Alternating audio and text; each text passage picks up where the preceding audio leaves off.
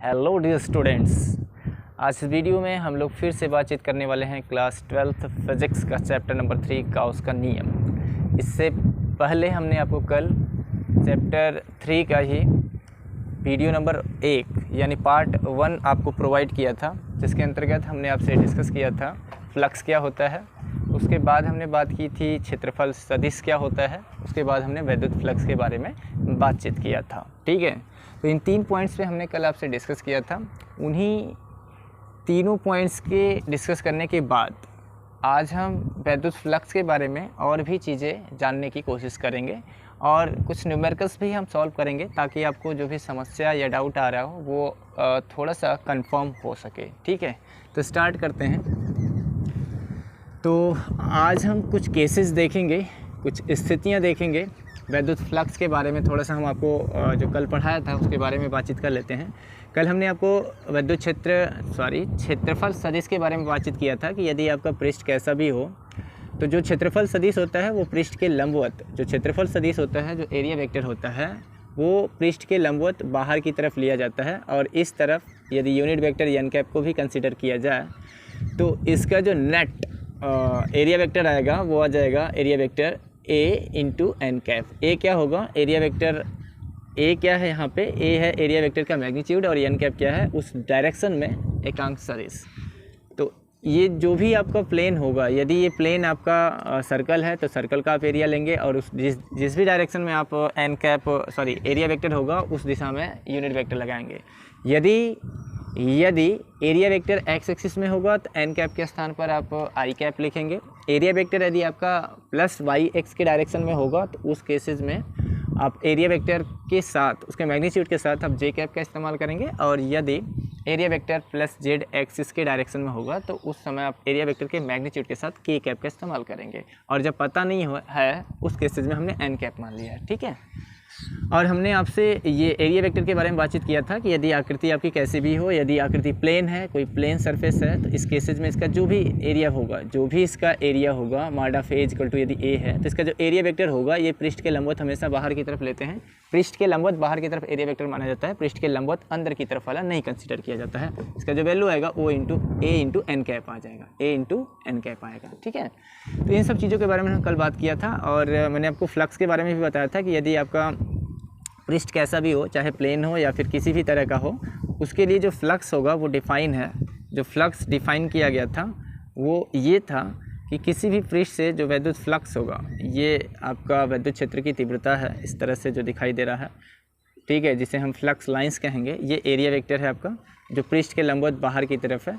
तो area vector और इस फ्लक्स के बीच, एरिया वेक्टर और इस फ्लक्स के बीच जो कोण बनता है उसे थीटा हम कहते हैं। तो यहाँ से हमने फ्लक्स का आपको वो दिया था, फार्मूला दिया था, phi is equal to E vector E dot vector A. इसे जब हमने ब्रेक किया था तो ये आया था ई ए कास ऑफ थीटा। ये था फ्लक्स का फार्मूला, जिसमें ई क्या था? विद्युत क्षेत्र की तीव्रता थी। ए क्या था? क्षेत्रफल सदिश का परिमाण है। और थीटा क्या है? विद्युत क्षेत्र की तीव्रता और एरिया वेक्टर यानी क्षेत्रफल सदिश के बीच बना कोण था। ये आपका थीटा। और फाई क्या था? फ्लक्स था। कल हमने इसकी परिभाषा भी बताया था कि किसी पृष्ठ से संबद्ध विद्युत फ्लक्स का जो तात्पर्य होता है उन फ्लक्स रेखाओं की संख्या से होता है, जो इसे क्या करती हैं? पेनेट्रेट करती हैं, छेदती हैं या भेदती हैं। ये मैंने दिया था आपको विद्युत फ्लक्स की डिफिनेशन। आज हम कुछ इसी में विद्युत फ्लक्स के ही बारे में और भी चीज़ें डीपली या डिटेल में यूँ कहिए कि अध्ययन करेंगे। ठीक है, डिटेल में अध्ययन करेंगे। तो देखते हैं कुछ केसेस देखते हैं, कुछ स्थितियां देखते हैं, उसके बारे में आज बातचीत करते हैं। तो आप केसेस लिखिएगा कुछ, है ना। केस नंबर 1 लिखिएगा, केस नंबर 1 यहाँ पे लिखिएगा, केस नंबर 1। केस नंबर 1 में हम ये दिखाना चाहते हैं कि यदि ये मेरा कोई पृष्ठ है जो इस सर्कल के शेप का है, तो इसका एरिया वेक्टर हम आपसे पूछेंगे ना। आप ऐसा समझिएगा कि जो सर्कल है ऐसा है, इस तरह से है, ऐसा नहीं है सर्कल ना, सर्कल का ये वाला हिस्सा हम ले रहे हैं। तो यदि ऐसा सर्कल होगा तो हम आपसे पूछेंगे कि एरिया वेक्टर किधर होगा, तो आपका जवाब होगा सर एरिया वेक्टर सदैव पृष्ठ के लंबवत बाहर की तरफ कंसीडर किया जाता है, अंदर वाला नहीं लिया जाएगा। ये वाला नहीं होगा, कौन सा? बाहर की तरफ। तो ये यदि सर्कल शेप का मेरा सरफेस है तो इसका एरिया वेक्टर कहाँ होगा? ये बाहर की तरफ होगा, बाहर की तरफ होगा ना एरिया वेक्टर।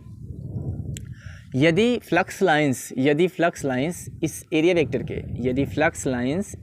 वेक्टर के पैरेलल हैं, यदि फ्लक्स लाइंस यानी विद्युत क्षेत्र की जो तीव्रता है वो एरिया वेक्टर के पैरेलल है, यानी यहाँ पे थीटा हम आपसे पूछेंगे तो आप कहेंगे सर 0 है, क्योंकि थीटा किसके बीच का एंगल होता है? थीटा एंगल होता है ई के और एरिया वेक्टर यानी विद्युत क्षेत्र की तीव्रता और क्षेत्रफल सदिश के बीच जो एंगल बनेगा वो आपका थीटा होता है। तो यहाँ पे आप देख पा रहे हैं कि ई और ए एक दूसरे के पैरेलल हैं। तो इस केसेस में हम आपसे पूछेंगे कि कोई एंगल बनेगा, तो जवाब है सर नहीं। क्यों? क्योंकि दो समांतर रेखाओं के बीच एंगल नहीं बनता है। यदि एंगल नहीं बनेगा तो इस केस में हम आपसे पूछेंगे कि फ्लक्स कितना आएगा। तो हमारे पास फार्मूला क्या है फ्लक्स का? फाई इज इक्वल टू होता है ई ए कास ऑफ थीटा, यहाँ थीटा कितना डिग्री है? 0 डिग्री। तो इस केसेज में जो फ्लक्स आता है वो मैक्सिमम आता है, वो क्या आता है? मैक्सिमम आता है। वो कितना आता है? ई इंटू ए। कास 0 का वैल्यू कितना आएगा? यहाँ पे आप रखेंगे कास 0 डिग्री, तो जब इसे हल करेंगे तो फाई मैक्सिमम आएगा कितना? वो आ जाएगा ई इंटू ए। क्यों? कास 0 का वैल्यू कितना होता है? 1। कास 0 डिग्री का वैल्यू कितना होता है मेरे भाई? 1 होता है। ठीक है, तो यहाँ से फ्लक्स कितना आएगा? वो मैक्सिमम आएगा, जो कि इलेक्ट्रिक फील्ड जो होगी उसका मैग्नीट्यूड और एरिया वेक्टर के मैग्नीट्यूड के प्रोडक्ट के इक्वल आएगा फ्लक्स, जब दोनों एक दूसरे के पैरेलल होंगे तब। केस नंबर 2 बना सकते हैं, है ना। केस नंबर 2 देखेंगे, स्थिति नंबर 2। केस नंबर 2 में हम ये कह सकते हैं आपसे कि यदि ये मेरा सरफेस है, ऐसा मेरे पास सरफेस है, सर्कल शेप का ही सरफेस मान लेते हैं, ठीक है। अरे सर्कल बन जा भाई, क्या बन रहा है? चल भैया मान लेते हैं यार, ये क्या बन रहा है। चलो मान लेते हैं ये क्या है? एक सर्कल है। एरिया वेक्टर हम आपसे पुनः कंसीडर करेंगे या पूछेंगे तो आपका जवाब होगा सर एरिया वेक्टर सदैव पृष्ठ के परपेंडिकुलर बाहर की तरफ होता है, आउटवर्ड डायरेक्शन में होता है, इनवर्ड डायरेक्शन में नहीं। तो एरिया वेक्टर कहाँ हो जाएगा? परपेंडिकुलर। और हम जो electric field line pass out करा रहे हैं वो इस तरह से, ऐसे यहाँ पे आप देखें, ध्यान से देखिए, इस तरह से electric flux lines pass out हो रही हैं इधर, ऐसे। इलेक्ट्रिक फ्लक्स मतलब इलेक्ट्रिक फील्ड जो है इंटेंसिटी, उसी को यहाँ पे इलेक्ट्रिक फ्लक्स बोला जा रहा है।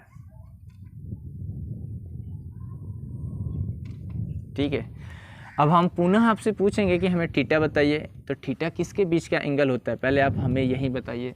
तो थीटा होता है ई और ए के बीच का एंगल, ई और ए के बीच बना एंगल। तो यहाँ भी देखें या फिर यहाँ भी देखें, कितने डिग्री का एंगल आ रहा है? 90 डिग्री का एंगल आ रहा है। तो थीटा कितना है? 90 डिग्री है। यदि थीटा 90 है तो हम आपसे कंसीडर करेंगे, यानी आपसे पूछेंगे कि फ्लक्स कितना आएगा। तो फार्मूला हमारे पास एक ही है, phi is equal to E A cos of theta. यहाँ वैल्यू रखेंगे कास 90 का, तो कास 90 के वैल्यूज़ पर फाई का मान मिनिमम आता है, नहीं फ्लक्स मिनिमम आएगा, 0 आएगा लगभग, है ना। लगभग क्या 0 आएगा ही। देखो वैल्यूज रख लो यहाँ पे, ई है, ए है, कास ऑफ 90 रखेंगे और कास 90 का वैल्यू कितना आता है?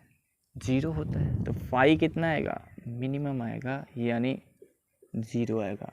यानी एक भी फ्लक्स लाइंस उसे पेनेट्रेट नहीं करेगी। आपको ऐसा फिगर में लग रहा होगा कि ये तो इसको सर भेद रही है, विद्युत क्षेत्र की जो तीव्रता है ये तो इसके अंदर से जा रही है। भाई ऐसा नहीं है, ऐसे समझो ना। ये मेरा, यदि ऐसा मेरा सरफेस है, ये मेरी हथेली को आप सर्कल का सरफेस समझिए, तो जो electric field lines pass out हो रही है, तो जो पास आउट होगी इलेक्ट्रिक फील्ड लाइंस, पहले तो एरिया वेक्टर देखिए, एरिया वेक्टर आपकी तरफ होगा ऐसे परपेंडिकुलर, और जो फ्लक्स लाइंस पास आउट हो रही है इस सरफेस से, वो इसके ऐसे पैरेलल जा रही है। एरिया वेक्टर के साथ, सॉरी पैरेलल नहीं, परपेंडिकुलर जा रही है, इस एरिया वेक्टर के परपेंडिकुलर जा रही है। ठीक है, तो ये जो सरफेस होगा इसके परपेंडिकुलर, सॉरी एरिया वेक्टर के परपेंडिकुलर सारी फ्लक्स लाइंस पास आउट होंगी। तो क्या इसे कोई काटेंगे? इसको काटेगी नहीं, ये सारी की सारी इसके साथ पैरेलल हैं, लेकिन एरिया वेक्टर के साथ 90 डिग्री हैं। तो उस केसेज में कोई भी फ्लक्स लाइंस इसे पेनेट्रेट नहीं करेगी। तो फ्लक्स कितना आएगा? 0 आएगा। फ्लक्स कितना आएगा? 0 आएगा। तो यहाँ से वैद्युत फ्लक्स की हम परिभाषा, जो कल हमने बताया था कि फ्लक्स रेखाओं की जो संख्या होगी उसी को हम वैद्युत फ्लक्स कहते हैं। आज हम आपको एक और परिभाषा देना चाहते हैं इलेक्ट्रिक फ्लक्स का, ठीक है, तो लिखते हैं विद्युत फ्लक्स की परिभाषा। एक अन्य परिभाषा भी हम आपको दे रहे हैं, है ना। देखो, समझो, सुनो, कैसे बनाओगे विद्युत फ्लक्स की एक दूसरी परिभाषा। तो यहाँ पे देखो लिखना विद्युत फ्लक्स की अन्य परिभाषा।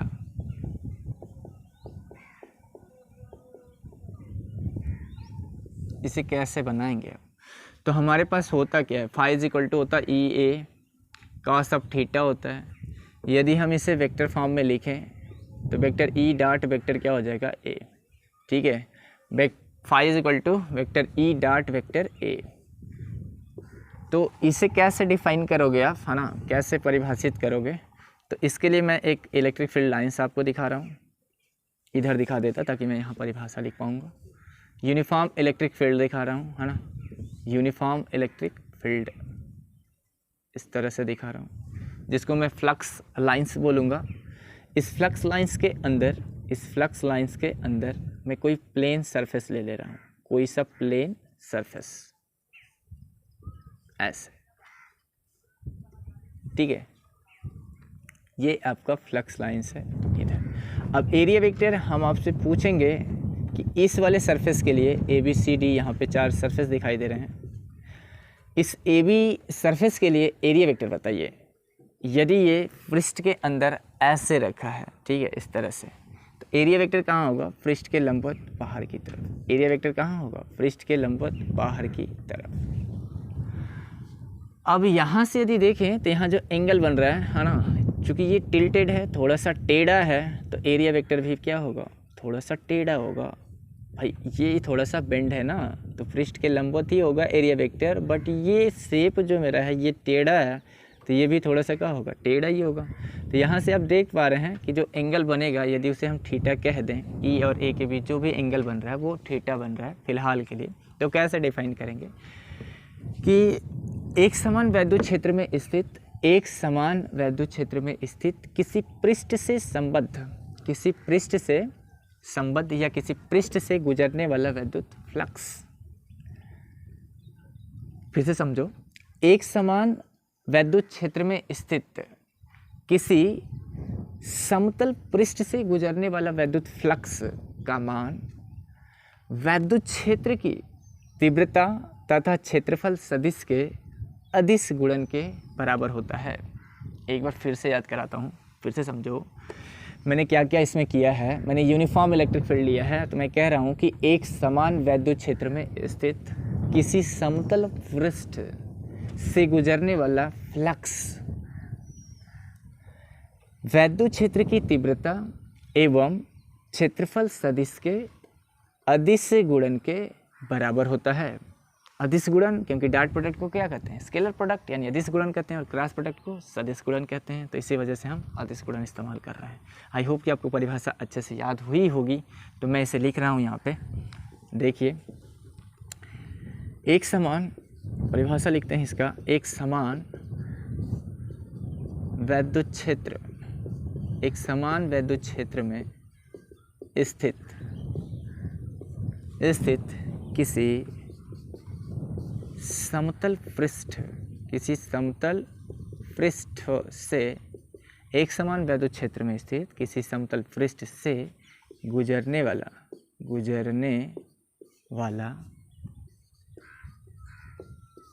वैद्युत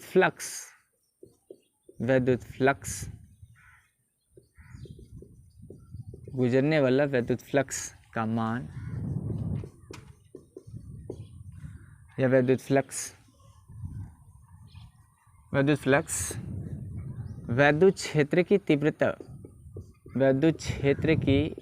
तीव्रता तथा क्षेत्रफल सदिश के अदिश गुणन के बराबर होता है। ठीक है, ये थी वैद्युत फ्लक्स की एक दूसरी परिभाषा, इसे आसानी से आप याद कर सकते हैं, इसे रटने की कोशिश आप ना करें, बिल्कुल इजी है, बिल्कुल आसान है। आप परिभाषा को यहाँ से भी बना सकते थे कि किसी एक समान वैद्युत क्षेत्र में स्थित किसी पृष्ठ से संबद्ध वैद्युत फ्लक्स वैद्युत क्षेत्र की तीव्रता तथा क्षेत्रफल सदिश के गुणनफल तथा उनके बीच बने कोण के कोज्या के गुणनफल के बराबर होता है। जहाँ से भी डिफाइन कर सकते हैं। बस आपको फार्मूले याद हैं तो परिभाषा आप खुद भी बना सकते हैं। परिभाषा रटने की ज़रूरत नहीं है, रट्टा मारने की ज़रूरत नहीं है। आप फार्मूला याद करिए, परिभाषा खुद से बनाइए, ठीक है। तो ये पहली पॉइंट थी वैद्युत फ्लक्स की अन्य परिभाषा में। इसे डिफिनीशन के तौर पर पॉइंट नंबर 1 में राइट डाउन करेंगे। आगे यदि बात करें नेक्स्ट पॉइंट की, तो दूसरी बात करेंगे हम इसके अंतर्गत कि इसका मात्रक क्या होगा, वैद्युत फ्लक्स का मात्रक क्या होगा, बीमा क्या होगी और राशि कैसी है ये, ठीक है। सारी बातें करते हैं। तो लिखेंगे वैद्युत फ्लक्स का मात्रक, वैद्युत फ्लक्स का मात्रक, वैद्युत फ्लक्स का मात्रक क्या होगा। मात्रक यहाँ देखो, वैद्युत क्षेत्र की तीव्रता का मात्रक क्या होता है, इसके दो मात्रक होते हैं। एक तो होता है न्यूटन बटा कूलाम और दूसरा होता है वोल्ट बटा मीटर। तो यदि न्यूटन बटा कूलाम रखेंगे, न्यूटन बटा कूलाम, तो क्षेत्रफल का मात्रक होता है मीटर स्क्वायर। तो इसका एक मात्रक आ जाएगा वैद्युत फ्लक्स का न्यूटन मीटर स्क्वायर बटा कूलाम। या इसका यदि दूसरा मात्रक आप वोल्ट बटा मीटर रखोगे तो वोल्ट बटा मीटर और ये मीटर स्क्वायर एक तो कैंसिल हो जाएगा, तो वोल्ट इंटू मीटर आ जाएगा। क्या होगा, वोल्ट इंटू मीटर। इसका मात्रक क्या होगा, वैद्युत फ्लक्स का मात्रक न्यूटन मीटर स्क्वायर बटा कूलाम या वोल्ट इंटू मीटर होता है। ये राशि कैसी है और इसका बीमा क्या है वो भी लिख लेते हैं नेक्स्ट पॉइंट नंबर 3 में। तो इसकी बीमा कैसे निकालेंगे, ये बीमा आप क्लास 11th में पढ़ के आए होंगे, ठीक है।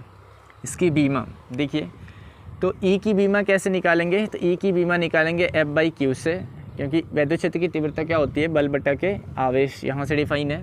और एरिया ही रहेगी। तो यहाँ से बल का जो डायमेंशन होता है mL/2 होता है और आवेश का AT होता है और इसका L/2 हो जाएगा। तो क्या हो जाएगा, mL/3 T⁻⁻3 हो जाएगा यहाँ से, क्योंकि T⁻1 जाएगा ऊपर, तो डायमेंशन आ जाएगा mL/3 T⁻, ये 2 पहले से, 1 नीचे है, ऊपर जाएगा तो माइनस हो जाएगा, तो T⁻³ और A⁻⁻1।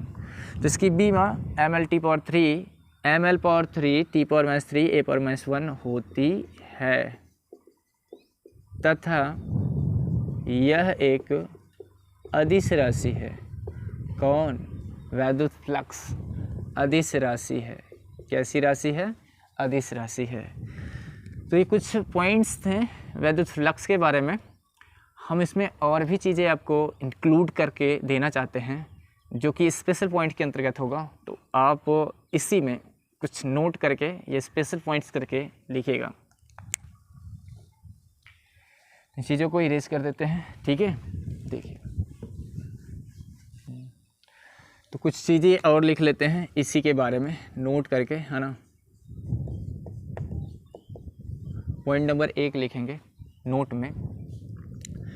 नोट में हम ये आपको बताना चाहते हैं कि यदि इलेक्ट्रिक फील्ड इस तरह से है, ध्यान से देखिएगा,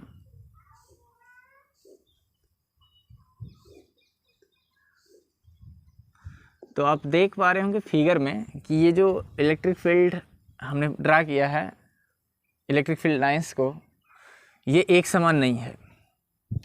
यदि इलेक्ट्रिक फील्ड एक समान नहीं होगा तो इसके अंदर जो भी हम सरफेस लिखेंगे, मतलब लेंगे, जो भी पृष्ठ लेंगे, पृष्ठ चाहे जैसा भी हो, जो भी हम पृष्ठ कंसीडर्ड करेंगे, तो हम आपसे पूछेंगे कि क्या इस पृष्ठ के प्रत्येक भाग पर इलेक्ट्रिक फील्ड का मान सेम होगा, ई का वैल्यू सेम होगा। इसके हर एक पृष्ठ पर यदि हम निकालें, जैसे इसको हम कहें ये ABCD है, हम AB सरफेस पर इलेक्ट्रिक फील्ड का वैल्यू निकालेंगे और BC सरफेस पर इलेक्ट्रिक फील्ड का वैल्यू निकालेंगे। उसी तरह DC पे निकालेंगे और AD पर निकालेंगे। तो आपको पता है कि AB पर जो इलेक्ट्रिक फील्ड का वैल्यूज आएगा वो BC के इक्वल नहीं आएगा। क्यों? क्योंकि ये यूनिफॉर्म इलेक्ट्रिक फील्ड नहीं है, ये नॉन यूनिफॉर्म इलेक्ट्रिक फील्ड है, असमान वैद्युत क्षेत्र है। ये समान असमान वैद्युत क्षेत्र क्या होता है, ये मैंने वैद्युत क्षेत्र वाले वीडियो में आपको बताया था कि जब वैद्युत क्षेत्र की तीव्रता का परिमाण और दिशा सेम होती है तो उसे क्या कहते हैं, एक समान वैद्युत क्षेत्र। जैसे यहाँ पे आप देखो सबका लेंथ सेम है और इनके बीच का जो डिफरेंसेस है वो हर जगह क्या है, सेम है।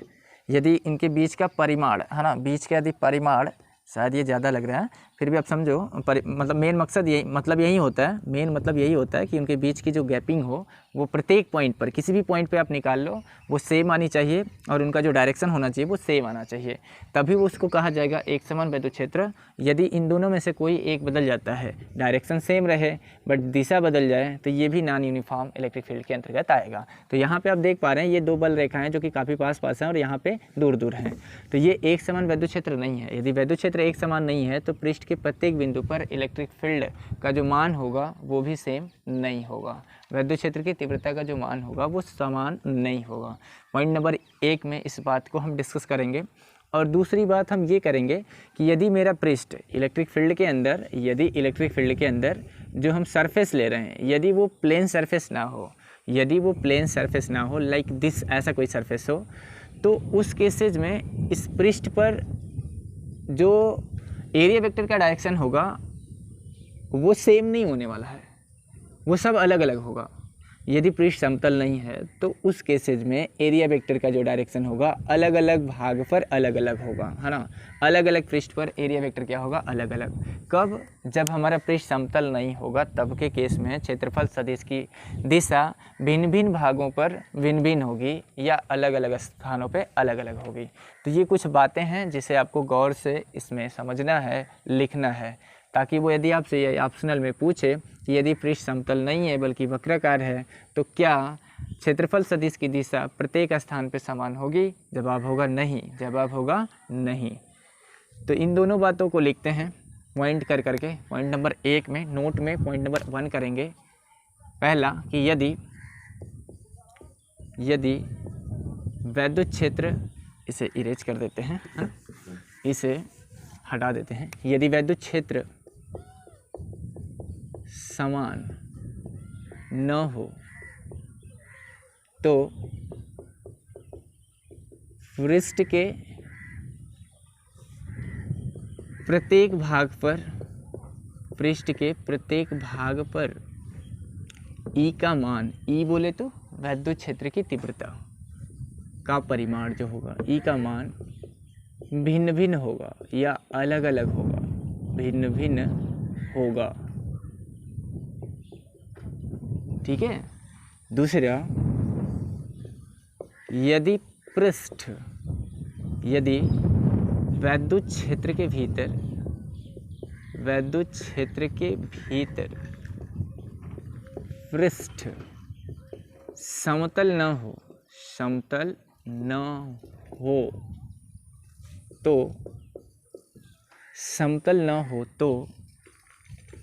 पृष्ठ के अलग अलग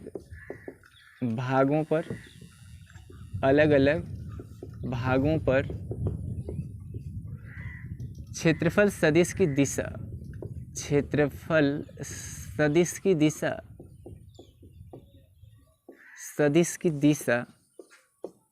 अलग अलग होगी,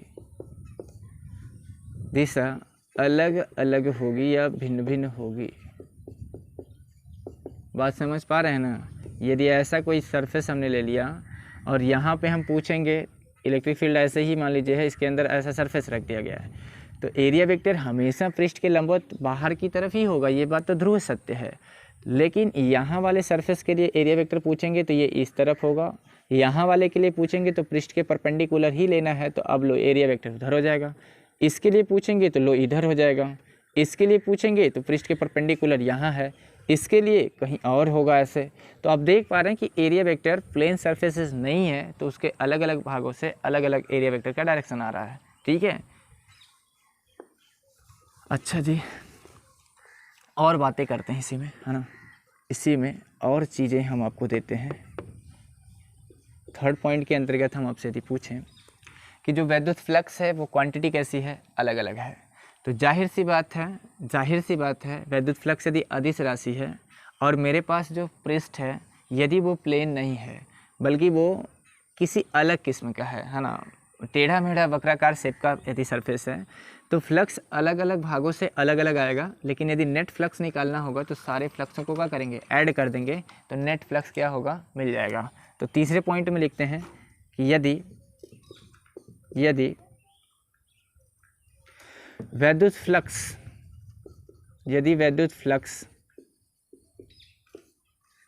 का मान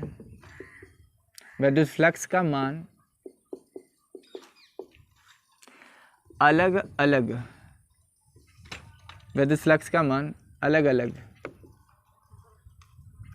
जैसे φ1 φ2 φ3 डॉट हो तो उस पृष्ठ से गुजरने वाला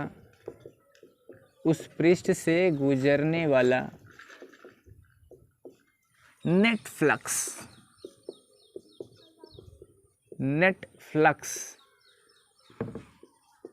उन सभी अलग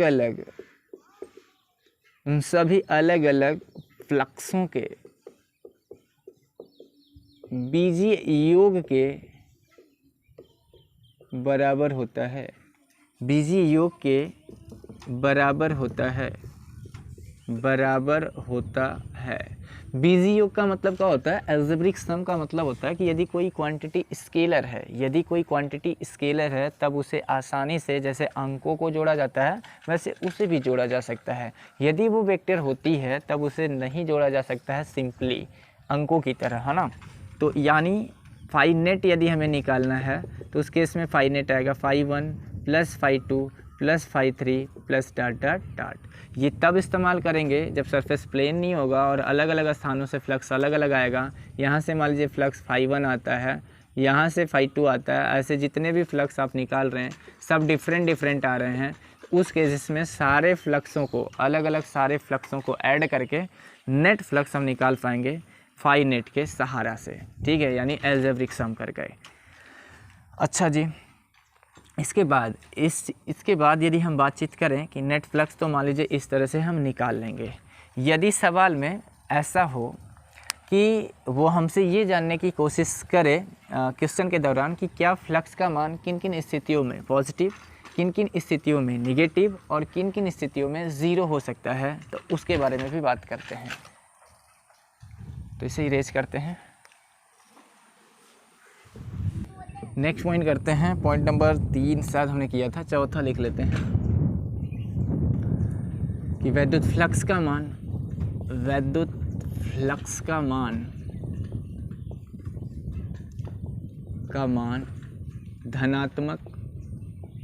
धनात्मक कामा ऋणात्मक अथवा शून्य हो सकता है। अब इस चीज़ को मैं आपको शो कराऊंगा अभी जस्ट 2-3 मिनट में, इसे दिखाऊंगा कि ऐसा क्यों हम कह रहे हैं।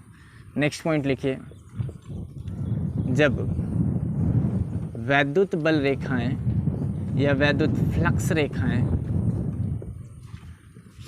रेखाएं किसी पृष्ठ में घुसती हैं या फिर प्रवेश करती हैं तब फ्लक्स ऋणात्मक एवं पृष्ठ से बाहर निकलती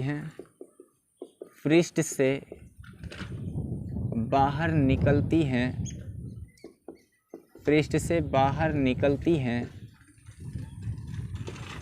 तो ऋणात्मक होता है।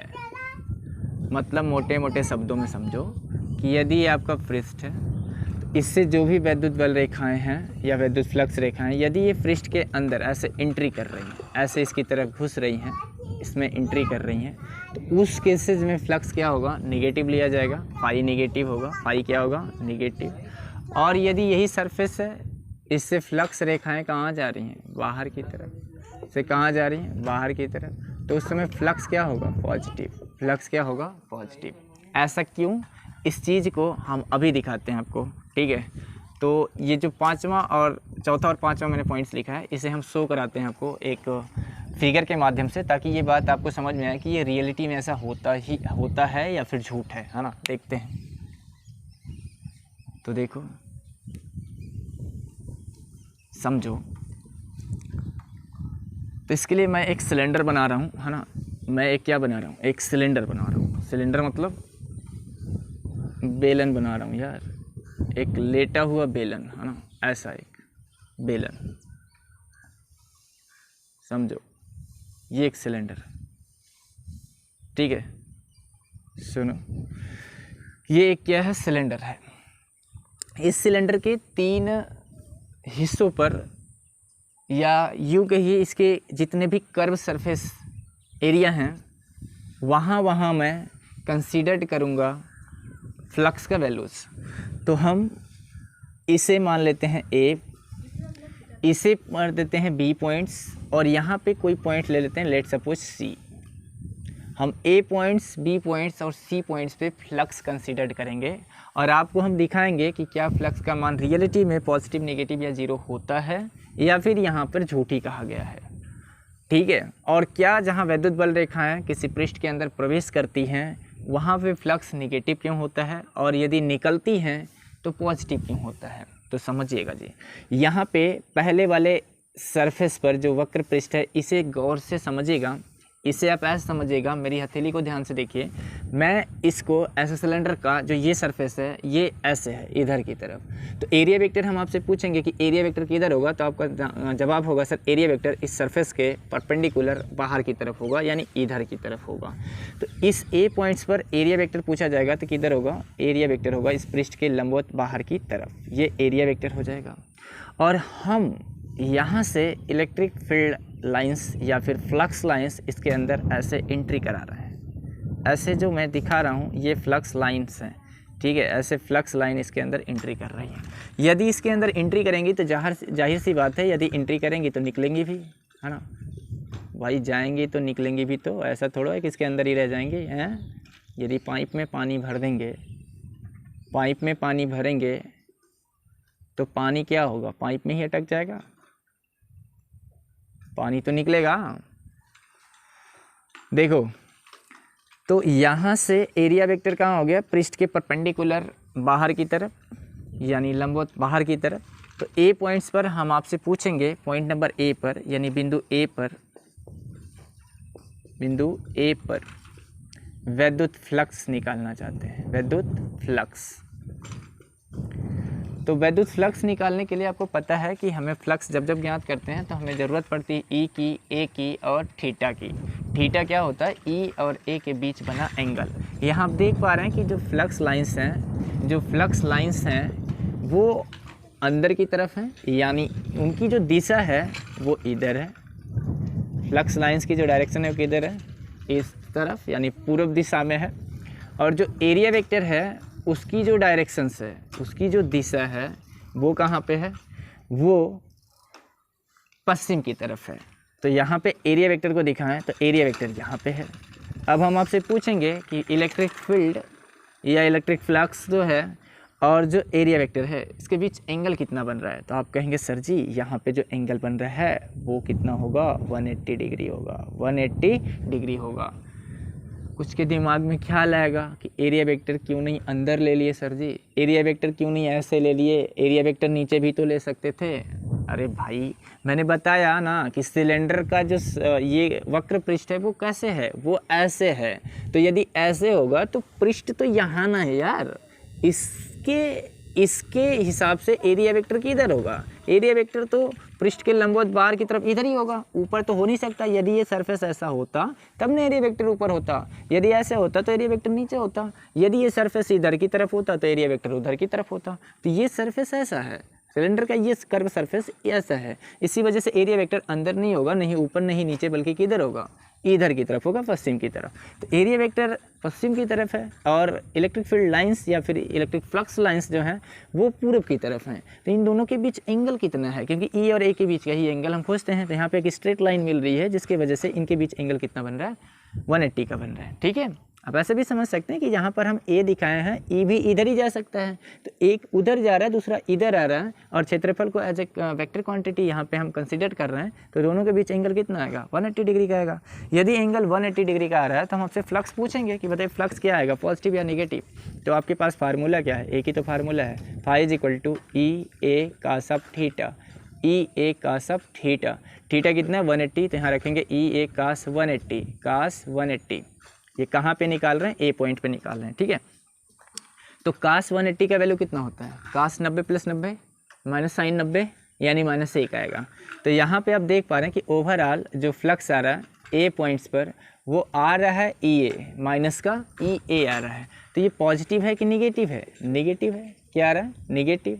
और हमने आपको लिखाया भी था कि जब भी वैद्युत फ्लक्स लाइंस या फिर इलेक्ट्रिक फ्लक्स लाइंस पृष्ठ के अंदर यदि घुसेंगी तो फ्लक्स निगेटिव लिया जाता है, लिखा है ना। जब वैद्युत फ्लक्स रेखाएं किसी पृष्ठ में प्रवेश करती हैं तो फ्लक्स ऋणात्मक होता है। अब क्यों ऋणात्मक है उसका रीजन भी यहाँ मैंने दिखा दिया, क्योंकि वैद्युत फ्लक्स लाइंस और एरिया वेक्टर के बीच जो एंगल बनता है वो 180 डिग्री का बनता है, इसी वजह से फ्लक्स क्या आता है, निगेटिव आता है जब घुसती हैं तब। अच्छा जी, फिर बात करते हैं बी पर, थोड़ा सा ही बोल लेते हैं भाई।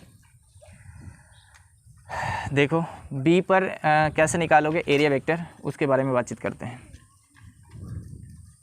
तो ध्यान से देखो, चीज़ों को अच्छे से नोट किया करो, कंप्लीट अपना वो जो फेयर है उसे कंप्लीट किया करो। तो ए पॉइंट्स पे हमने दिखा दिया फ्लक्स निगेटिव आ रहा है, बी पॉइंट्स पे पता करते हैं। तो बिंदु बी पर फ्लक्स तो फाई बी से दिखाएंगे। उससे पहले हम आपसे एंगल पूछेंगे। तो यहाँ पे हम आपसे पूछेंगे कि जो एरिया वेक्टर होगा वो किधर होगा, क्या ऊपर होगा या नीचे होगा या फिर पूरब दिशा में होगा या पश्चिम दिशा में होगा। तो यहाँ पे जो सरफेस है, यहाँ पे जो सिलेंडर है, ये सिलेंडर के कर्व सरफेस का ये वाला जो हिस्सा है वो इधर की तरफ है, ऐसे। ठीक है, इसका कर्व सरफेस इधर है। मेरी हथेली को ध्यान से देखें। तो एरिया वेक्टर पृष्ठ के लंबवत किधर होगा, बाहर की तरफ, यानी जिधर इलेक्ट्रिक फील्ड है उधर ही एरिया वेक्टर भी होगा। यानी यहाँ पे एरिया वेक्टर किधर कंसीडर किया जाएगा, इस तरफ, ये एरिया वेक्टर होगा। तो यहाँ पे यदि हम आपसे पूछेंगे पॉइंट बी पर एरिया वेक्टर और इलेक्ट्रिक फील्ड के बीच एंगल कितना है, तो आप कहेंगे सर दोनों तो पैरेलल हैं। या कुछ महान भाई भी कह सकते हैं, ये भी कह सकते हैं कि सर जहाँ पे एरिया वेक्टर है ई उसी के ऊपर से भी तो जा सकता है। हाँ भाई, जा सकता है, ई इसके ऊपर से भी जा सकता है, ऐसे ही जा सकता है। तो क्या मान में अंतर आ जाएगा, क्या दो रेखाएं एक दूसरे के ऊपर हों अर्थात संपाती हों तो एंगल बनेगा, तब के केस में भी नहीं बनेगा। और यदि पैरेलल हैं तब भी नहीं बनेगा। तो यहाँ से ई और ए के बीच एंगल देखा जाए तो कितना डिग्री है, 0 डिग्री है। कितना है, 0 डिग्री है। तो फाई बी हम निकालेंगे, तो कितना आएगा, E into A into cos of theta, और थीटा कितना है, 0 डिग्री। तो phi B is equal to cos 0 का मान 1 आता है तो ई ए आएगा, फाई बी कितना आएगा, ई इंटू ए आएगा। यानी ओवरऑल देखा जाए तो बी पॉइंट पे जो फ्लक्स आ रहा है वो क्या आ रहा है, पॉजिटिव आ रहा है। फ्लक्स क्या आ रहा है, पॉजिटिव।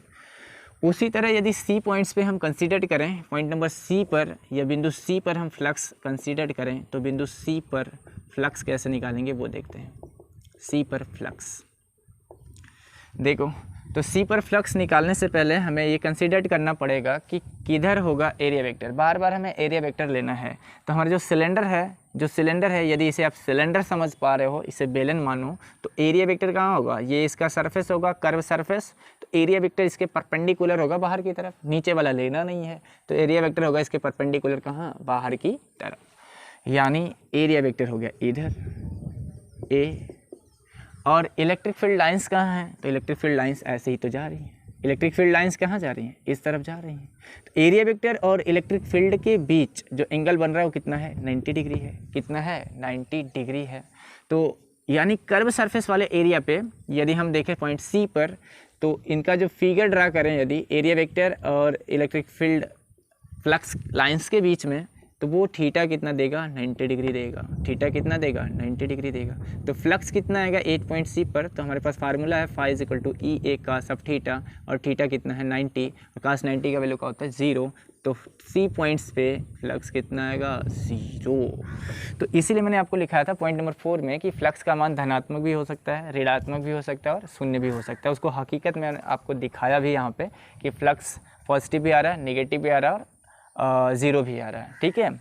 और जब वैद्युत बल रेखाएं किसी पृष्ठ के अंदर या वैद्युत फ्लक्स लाइन रेखाएं किसी पृष्ठ के अंदर घुसती हैं तो फ्लक्स नेगेटिव होता है, और बाहर निकलेंगी तो धनात्मक होता है या पॉजिटिव होता है, ठीक है। एक आध न्यूमेरिकल कर लेते हैं, ठीक है, देखते हैं।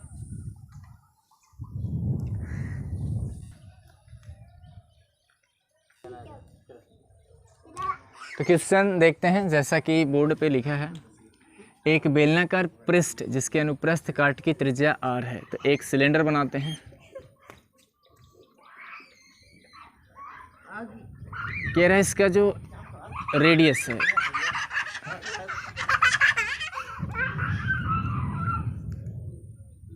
ये कैपिटल R है। कितना है, कैपिटल R है।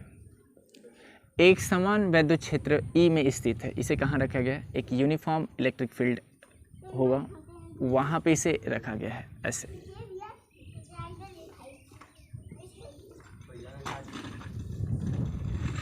ये यूनिफॉर्म इलेक्ट्रिक फील्ड E है। इसके अंदर कैपिटल R त्रिज्या का अनुप्रस्थ काट का एक बेलन है। कह रहा है इसका अक्ष E के समांतर है, मतलब जो बेलन का अक्ष है ये बेलन का एक्सिस होगा, मिड पॉइंट वाला, है ना, जिसे बेलन की ऊंचाई कहेंगे, जिसे बेलन की क्या कहेंगे, ऊंचाई। तो ये जो बेलन का अक्ष है ये E के पैरेलल है, जैसा कि आपको दिखाई भी दे रहा है फिगर में, है ना, पैरेलल है। बेलन के प्रत्येक पृष्ठ एवं संपूर्ण पृष्ठ से गुजरने वाला कुल फ्लक्स पूछ रहा है। तो बेलन में कितने वक्र पृष्ठ हैं, 3, एक यहाँ पे, एक इधर, और ये पूरा, जैसे इसको समझो, ये एक इधर बनेगा, एक यहाँ पे, और एक ये पूरा, है ना, ये भी तो कर्व है। तो इसको हम कह देते हैं, कुछ नाम दे देते हैं, लाइक ए कह देते हैं इसको, पृष्ठ 1 से निकालेंगे, पृष्ठ 2 से निकालेंगे, और यहाँ पे इसे कह देते हैं पृष्ठ 3, ठीक है। 1 पे निकालेंगे, 2 पे निकालेंगे, और यहाँ 3 पे निकालेंगे। तो पृष्ठ नंबर 1 पर हम आपसे पूछेंगे कि एरिया वेक्टर किधर होगा। तो जवाब होगा सर एरिया वेक्टर पृष्ठ के परपेंडिकुलर बाहर की तरफ होगा। एरिया वेक्टर पृष्ठ के परपेंडिकुलर बाहर की ओर होगा, यानी एरिया वेक्टर इधर होगा। तो एरिया वेक्टर और ई के बीच एंगल यदि पूछा जाएगा तो जवाब कितना होगा, इलेक्ट्रिक फील्ड लाइंस इधर है, एरिया वेक्टर इधर है ना, ऐसे है। तो एंगल कितना बनेगा, 180 डिग्री का। तो यहाँ पृष्ठ 1 से डायरेक्ट यदि बात करें कि पृष्ठ 1 से गुजरने वाला फ्लक्स कितना होगा, गुजरने वाला फ्लक्स जिसे हम φ1 कंसीडर्ड करें, तो φ1 बराबर होगा ई A cos of theta. Theta कितना है 180, तो कितना आ जाएगा माइनस ई ए। क्यों, कास 180 का वैल्यू -1 होता है, -1 का ई ए में गुणा करेंगे तो कितना आएगा ई इंटू ए, माइनस के साथ। उसके बाद दूसरे वाले सरफेस से बात करें, यानी पृष्ठ नंबर 2 से, पृष्ठ 2 से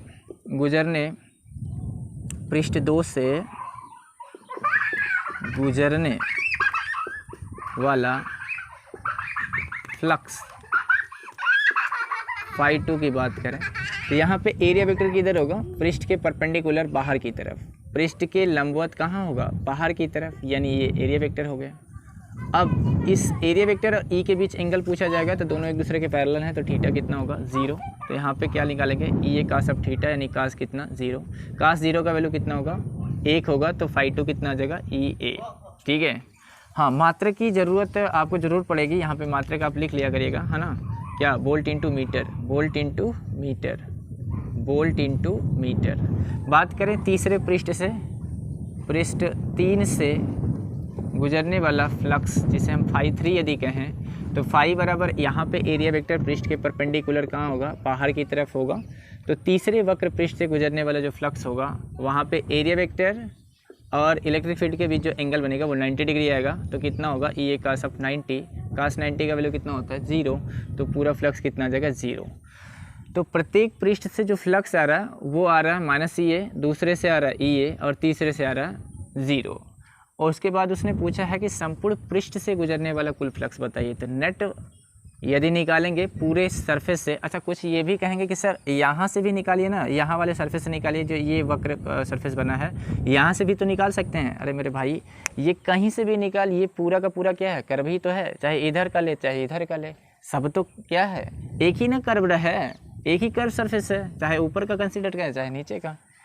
तो टोटल यदि फ्लक्स पूछेंगे, कुल फ्लक्स यदि हम आपसे पूछेंगे फाई इज इक्वल टू कितना आएगा, तो आप कहेंगे सर φ1 + φ2 + φ3 सबको जोड़ दीजिए। φ1 कितना आया है माइनस ई ए है, φ2 कितना है ई ए है और φ3 कितना है 0। तो नेट फ्लक्स कितना आ रहा है 0 आ रहा है। नेट फ्लक्स कितना आ रहा है 0। तो नेट फ्लक्स का वैल्यू 0 आएगा और प्रत्येक पृष्ठ से गुजरने वाला फ्लक्स का वैल्यू सामने आपके दिखाई दे रहा है, एक से माइनस ई आ रहा है, दूसरे से प्लस ई आ रहा है, तीसरे से 0 आ रहा है। तो आज के लिए बस इतना ही करते हैं, शेष चीज़ें हम आपको नेक्स्ट वीडियो में प्रोवाइड करेंगे। Thanks for watching my videos.